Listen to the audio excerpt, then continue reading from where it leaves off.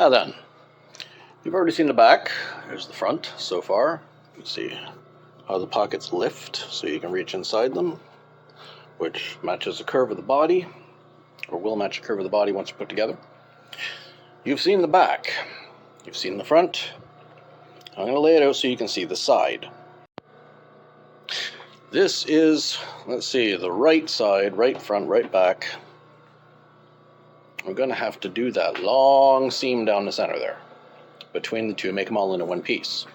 Go do that with this one, then do that with the left side. I'll start with one and see what happens. See as much as you can here. There.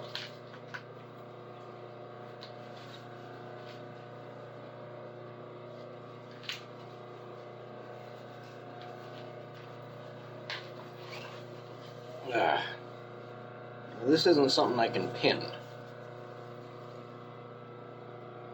because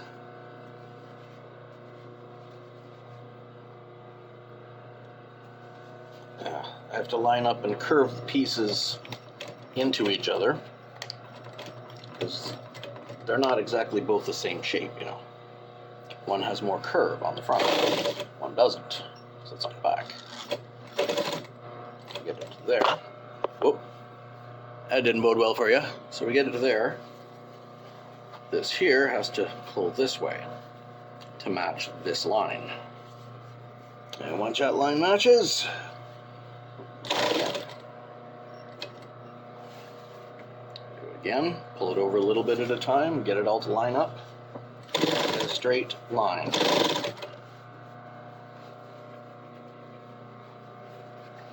At a 1/2 inch.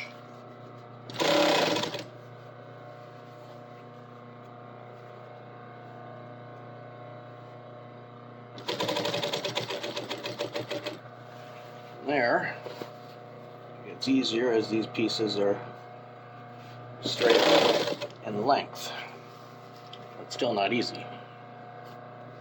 If I remember correctly, these will fold towards the back when I do the double top stitch.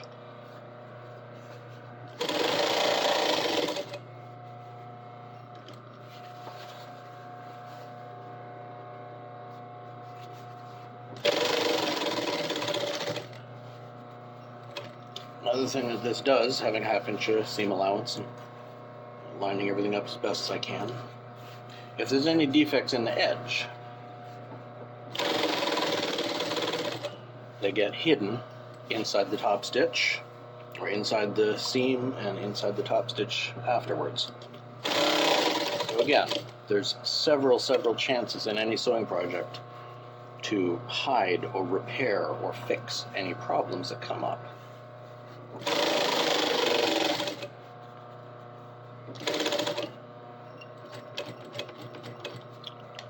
1, 2, 3. 1, 2, 3. That's the first long stitch. Not the longest one, not by far. It's the first long stitch.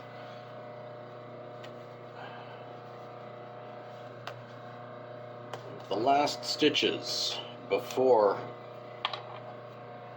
this thing's finished is going to be the longest stitch. I'll remember to point that one out to you when it happens. Okay, so this folds towards the back. Just cut that off, get it out of the way.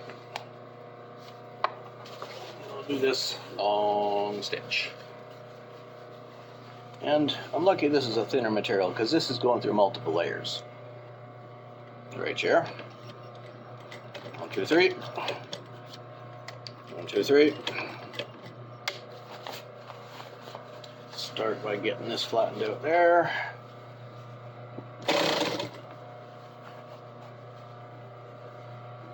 Let's hope it's easier on this thin fabric than it is on a heavier denim or canvas. Whoa, that didn't seem pretty. Didn't sound pretty, but it did go over, so that's good. And it is going through, so that's even better. Don't look bad up there. No, it's all stitched.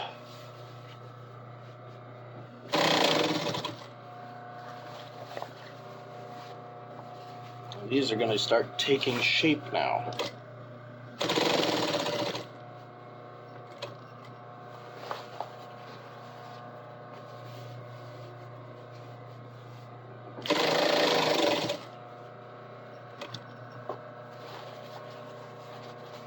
What a lot of people will do with a pair of jeans is they'll double top one side and they won't bother with the other side of the leg. Like they'll either double top stitch the outside leg or the inside leg. Which, you know, it makes it easier. They'll usually do the outside leg and not do the inside leg. What that does is makes it so the inside leg isn't quite as strong, the crotch isn't quite as strong in that instance, which is why a lot of, you know, designer jeans tend to rip out at the crotch eventually, which sucks. Especially designer pieces. You pay a ton of money for them, and they suck. You don't want to do that. You want to have a decent product. If you're paying decent money, you want to have a decent product. So I do both. It's a little more difficult, but you can't argue with the results.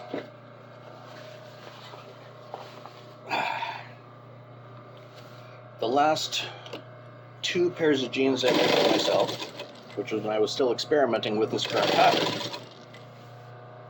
See, one lasted, well, one I'm still wearing, which I did about 2 years ago now. The previous one lasted 5 or 6 years of me wearing them as work pants for outdoor labor before they finally gave up the ghost. And what happened is the knees kept wearing out on them.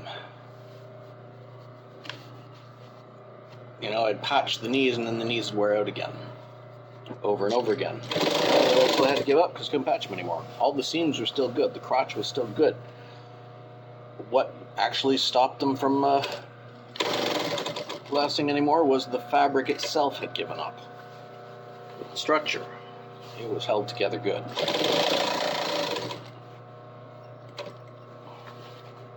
These long straight stitches are one of my favorite parts of this because you can actually see the progress you're making. You can see how good it looks. You can see what it's going to be like when it's finished. And yeah, they're a little tedious, but they definitely make a huge difference in how you feel about your work when you can see stuff being finished. See progress, you can see completion.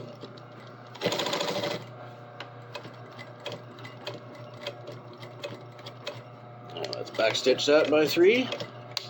Go forward again. There. I'll show you on the table.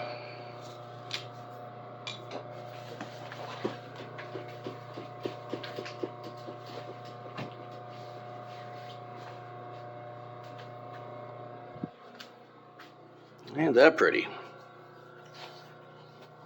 All the curves of the structure are there. Everything's laid out the way it's supposed to be. It's all nice and pretty. Let's fold it and see what happens.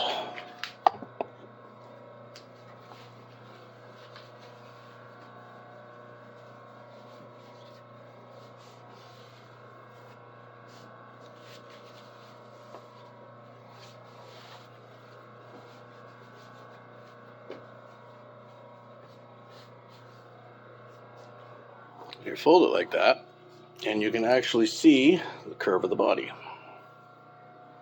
And the outside leg is all the way down to the bottom. It's going to be the same on the inside leg, but that's going to be more difficult. Now I will do to that side what I did to this side, and I'll lay it out again and show you again. Alright, so I got the 2 pieces, one left, one right. Put together, you can see the seam on the other side. Nice, even, long stitches. See, nice square right there. where they overlap each other. All pretty.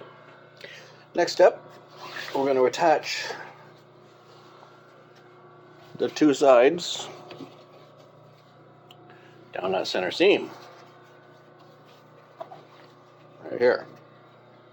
So, the bum. Set you up here and I'll show you what we're doing. I'll show you how we do it.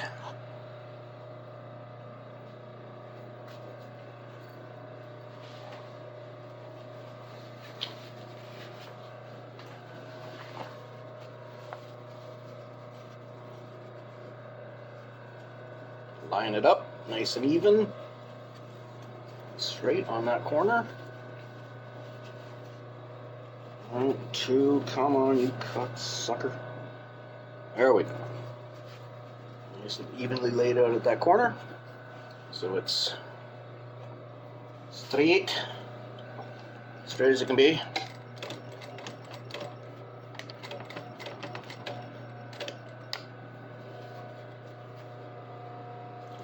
That joint.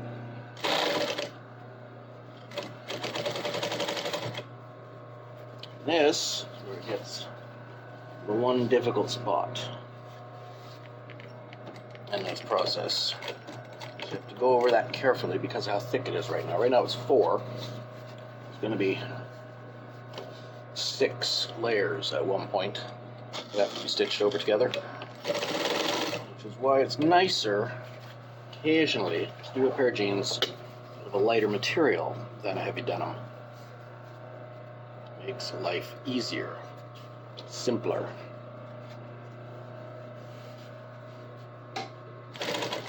This curve is long enough to be not as difficult as the ones over the pocket.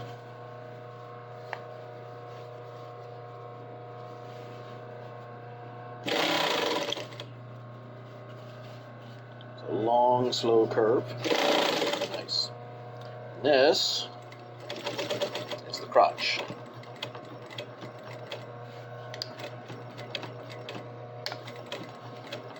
Will tell you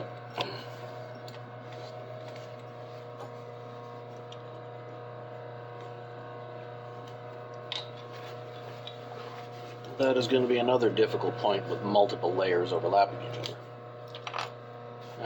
Now we make the decision. Do we swing the internal this way or that way? Do we swing it to the right or do we swing it to the left?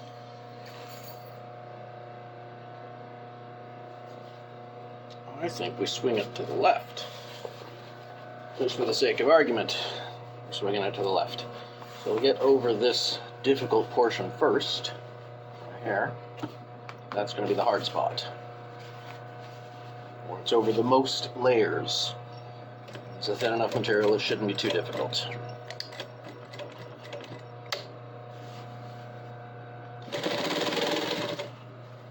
After every step, after every attachment, remeasure everything.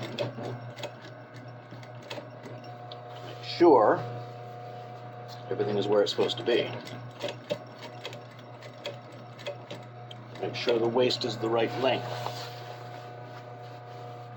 Measure everything constantly. Over and over again throughout the entire process. Anything that is being worked on has to be measured.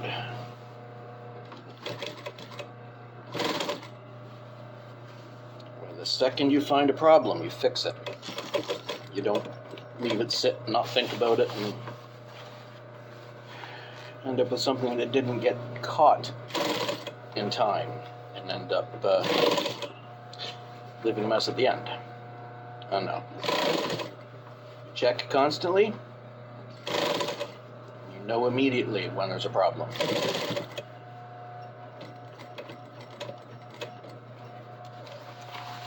Turn this way. And it gets more and more difficult. There's more and more fabric on the table at a time with every step. After this, the next step I have to do is a zipper, but I can't do that until I go and buy the necessary zipper. So this should be the end for today. So it's a pretty reasonable amount of progress. for a single day.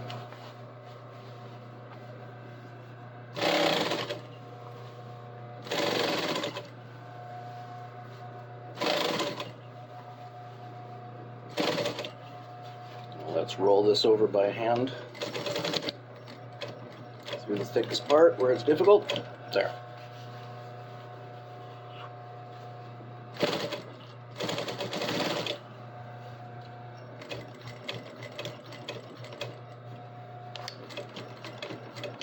Back stitch, forward stitch, and that.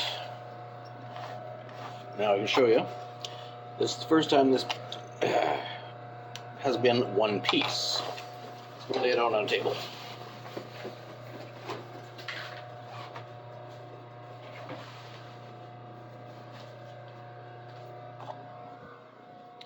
Now it's starting to look like something. Looks like a pair of jeans. It's the crotch. I'll flip it over and show you how it's going to look.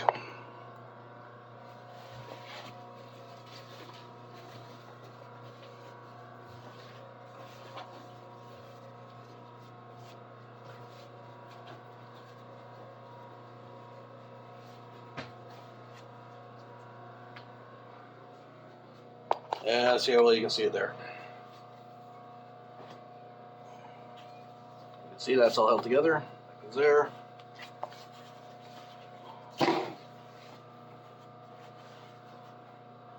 There. It's starting to look like a pair of pants. It said the next step is a zipper, but can't do that until I go and buy the zipper, so